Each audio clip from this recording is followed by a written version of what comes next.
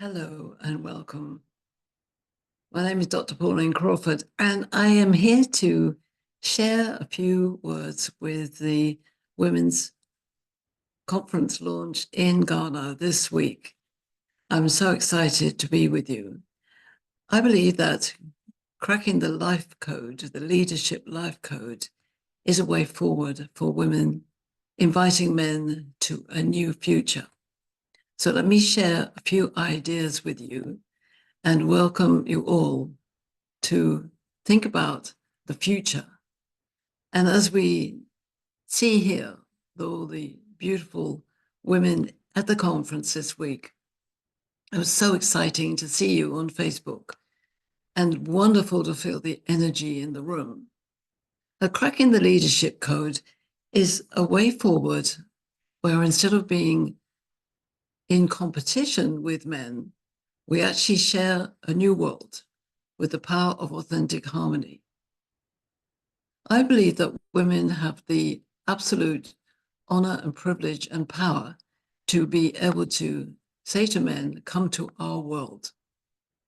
Women mean business, but women don't need to be mean to be in business. And that's the business of economic growth, the business of social security and justice, and the issues of family and our communities. So let's be in harmony and yet be aware of our differences. And as I watched you dancing in the auditorium and enjoying yourselves, I was thrilled to be part of this. So I've recorded this special message for you as we go forward. And I invite you to think about taking a quantum leap beyond inequalities to form a joint custody world with your brothers. So sisters and brothers, let's share a few thoughts. I believe that the me in each one of you is what you need to focus on first. As women, we are magnificent, we are talented, we are gifted, and we care for our world. We want to nurture it to good health and prosperity. And therefore, when we get into relationships, when we are in conversation, we are co-creating with other women and with men. We need to understand the value that we take into this cycle of intention and value creation. So the third arrow is where we concentrate a lot of our thoughts and processes and productivity. But the truth is, it all starts with each one of us, each one of you, being the competent, collaborative, consistently confident woman.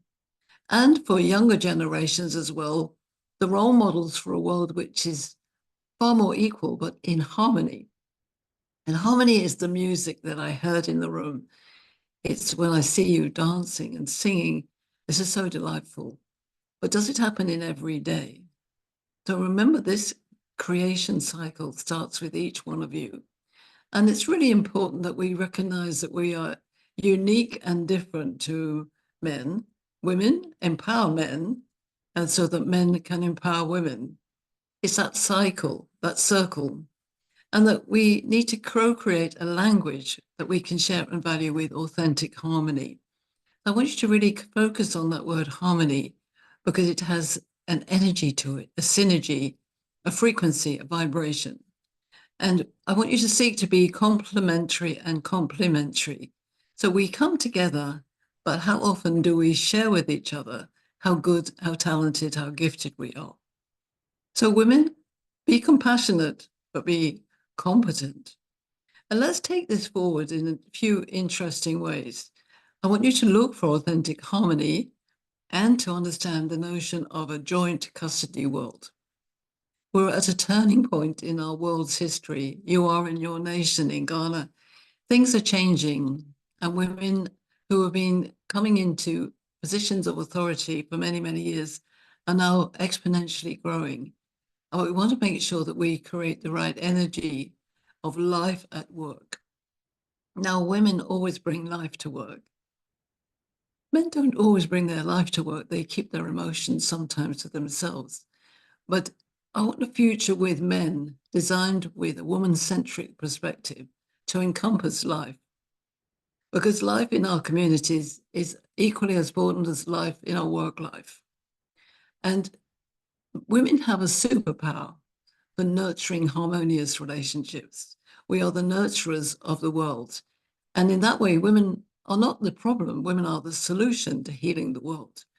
In my experience in many countries, in Great Britain, where I come from, the UK, and from Malaysia, where I used to live, and now in the USA, where I live now, I see many, many things changing.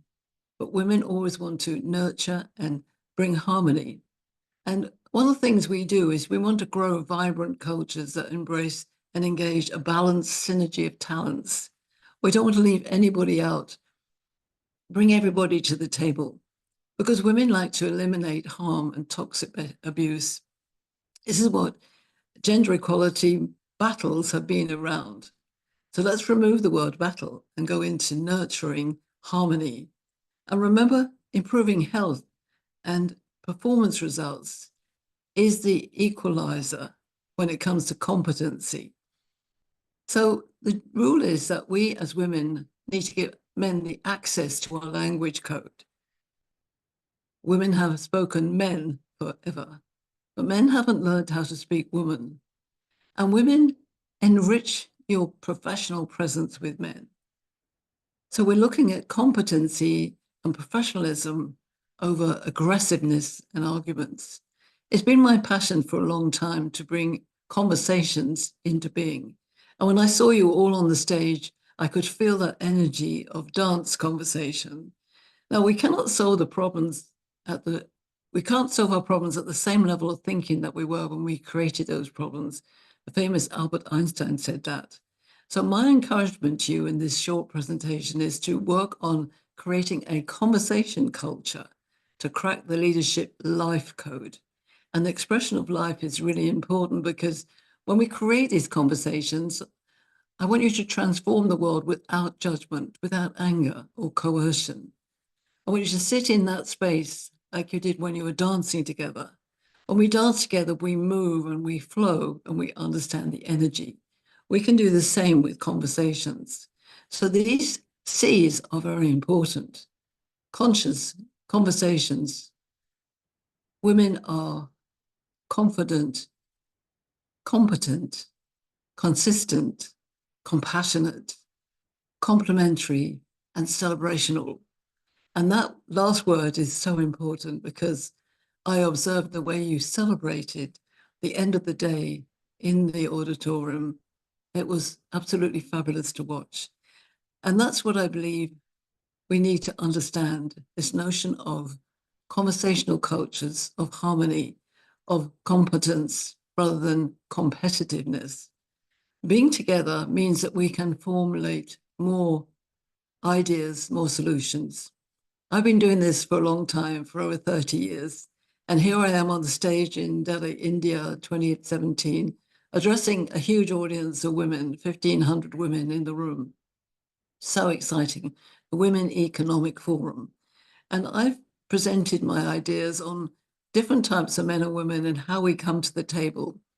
And I hope to take these programs forward with you. But just to share that I've spoken to audiences of men and women in London, where I come from, in Malaysia, 2014, 2017. I lived there for 4 years and worked with many, many women and men in entrepreneurial and official capacities. And then with the pandemic, when we all got closed down, I went online and I formed some amazing conversations. You see one here with all men and also with men and women from different nations, different cultures, different generations, different preferences. And the key was always, how do we value each other? How do we understand each other? And the role of women as being vital. I'm very proud to be part of an international women's network, which also partners with men. And I have chairs in 17 countries. So all in all, I'm extremely passionate about this idea that through a woman-centric lens, we can have those conversations and invite men to a joint custody world, a world where we create systems and synergy to make sure that we move forward in a way that embraces life and productivity and prosperity. Just remember that it's down to you. It's down to you to switch on the light, switch on the power, switch on the conversations, switch on the harmony. Remember to make sure you are the best you can be, possibly be. Get to know yourself. Be authentic. Understand that every relationship matters. The me and you in every relationship, be that with women to women, women to men, different ages to different ages, different hierarchies to different hierarchies, different levels, different to people, different sectors. The conversation that we get into will create the we, the productivity, the trade agreements, the community understanding, the social justice that we require. It's down to you to take the lead and be the magnificent women that you know you are. I'm Dr. Pauline Crawford, and I'm delighted to be part of this event. And I hope to meet you all one day and take that dance together. Thank you for watching. And for me, it's goodbye, and I wish you all the blessings. Thank you.